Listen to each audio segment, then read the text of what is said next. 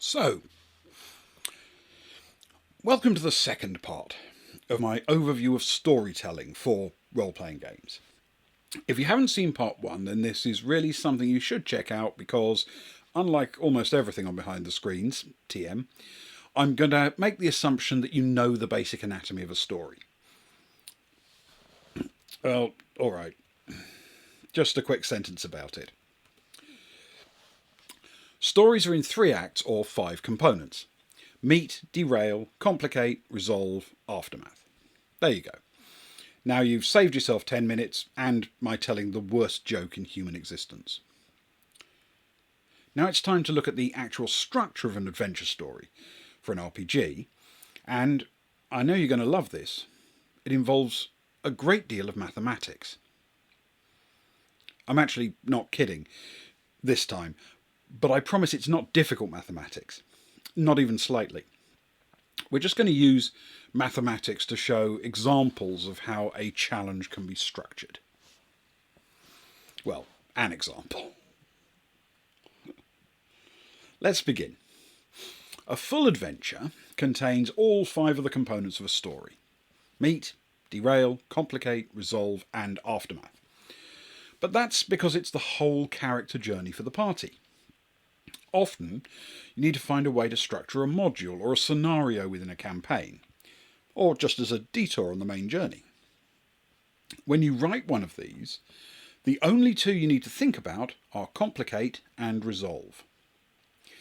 Essentially, this means setting a challenge, a complication, and then ending it with a suitable finale, a resolution.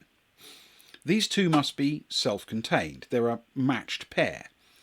The complication in this scenario are resolved in the resolution to this scenario.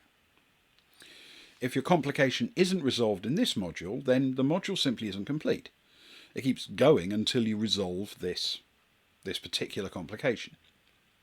Having said that, it is during these scenarios that the overall campaign is also advanced. So things like critical information and key items can be accumulated that will be needed for the campaign. But we'll do more on that when we look at campaign structure. First, decide on what the party can get out of this module.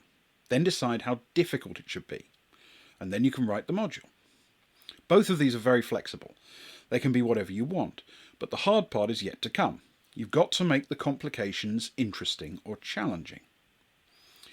Now, interesting's down to you. The descriptions, the characters, the imagination. Challenge is a whole different problem. So if you were writing the story yourself, you'd be in charge of exactly how long each part takes. You would know exactly what route was chosen, what interactions took place. But this is not entirely true in an RPG, because players will choose their own way through the adventure.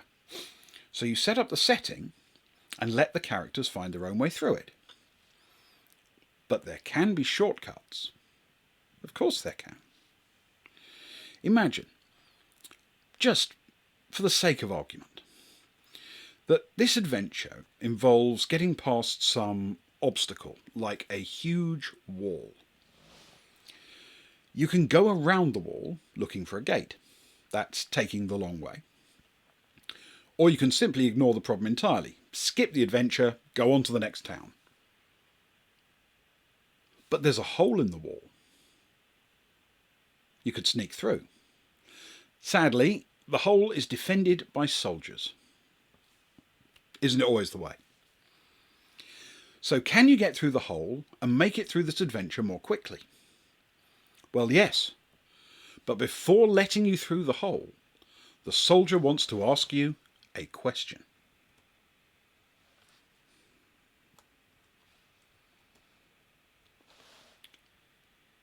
What is x if x squared minus x equals 90?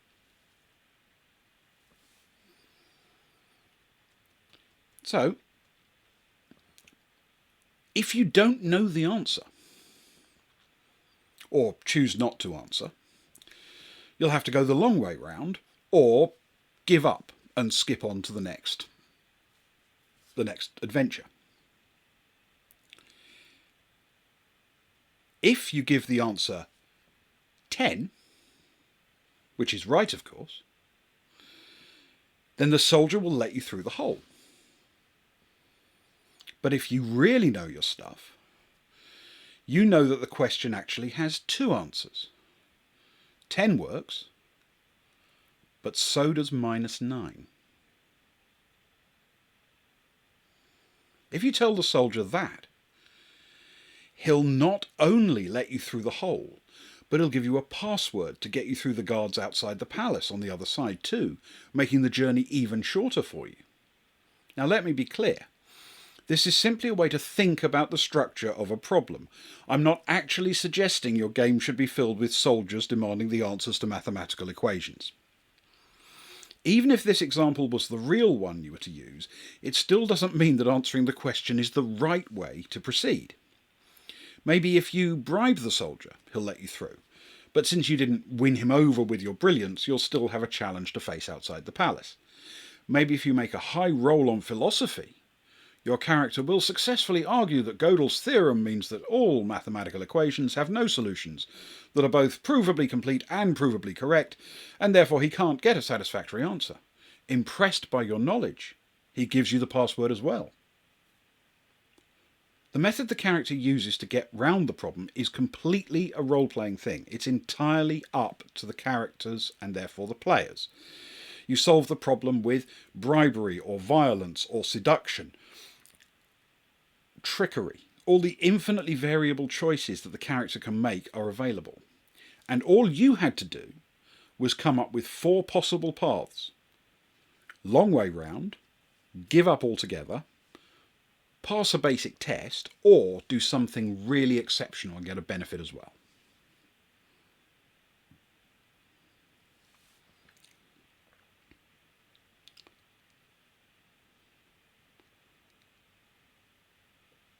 A character can work their way through it, skip it entirely. Decent ideas, they can take a bit of a shortcut, but if they're exceptionally inventive, even better outcome available. And if at the end of the adventure segment there's a finale that can only be passed by going through the adventure, that's fine too. They just have to go back and follow one of the paths that they have to follow. You don't build the role-playing elements. All you have to do is build the possible outcomes that they can find and appropriately disperse which outcome goes for which choice they make. There should always be something that they can get that's better, but only through exceptional achievement. Something they can get if they do okay, and the possibility of failure and them having to walk the long way round the wall and find a gate. That's always the options that should be available, with everything.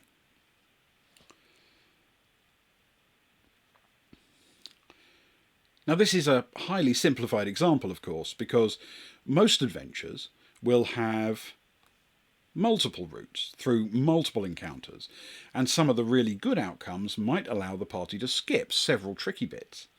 But I hear you cry. Doesn't that mean they'd fail to see my wonderful adventure because they'll skip parts of it? No, not at all. It just means they'll gain an advantage in facing the challenges by being clever in their approach. They might still have to enter the palace and rescue the imprisoned alien, but by being really clever in their method, they've already got away past the exterior guards. They still have to complete the objective, and there's still plenty of challenge inside the palace. It just means that instead of a pitched battle to get past the guards at the palace door, or having to come up with a cunning way to sneak past them, they already have the papers or the disguise or the password or something that will allow them to press on more easily. So our main adventure element in this roundabout route is its shortcuts. Everything inside the long curve around the edge. But these are the core things that make up the adventure. Oh, but there are a few other things. In order to make the adventure feel lived in, there are detours. Generally, detours are placed either before the shortest route through the main adventure story, or after the shortest route has rejoined the adventure story. Otherwise, they wouldn't be available to every possible scenario the players follow, which would be a shame. But remember, that won't look weird because the adventure story and its shortcuts are typically just ways around obstacles, not completely skipping a location or a narrative element. So there are two distinct types: interruptions and parallels. An interruption is an optional component that returns the party to essentially where they were when the interruption began.